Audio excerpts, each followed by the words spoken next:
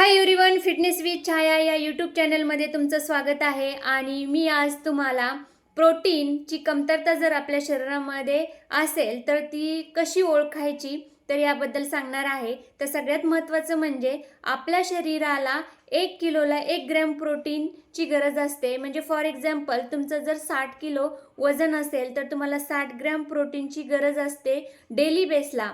तर मग जर प्रोटीनची कमतरता जर आपल्या शरीरामध्ये झाली तर पहिलं लक्षण म्हणजे आपला जो मेटाबॉलिझम रेट आहे तो स्लो व्हायला लागतो.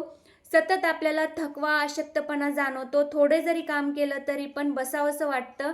तिसरं महत्त्वाचं म्हणजे केस गळतात, केस तुटतात, केस कोरडे होतात. चौथं म्हणजे आपली स्किन डल दिसते, स्किन कोरडी पडते, त्यामुळं फंगल इन्फेक्शन पण वाढू शकतं. चौथं म्हणजे इम्युनिटी पॉवर कमी होते. रोगप्रतिकार क्षमता कमी झाल्यामुळे आपल्या शरीरामध्ये जे काही व्हायरल इन्फेक्शन आहे, सर्दी, खोकला, तर हे आजार लवकर जडतात आणि ते लवकर रिकवरही होत नाहीत.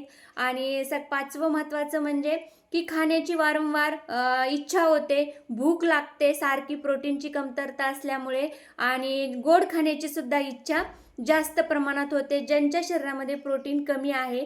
आणि ही सर्व लक्षणं आहेत.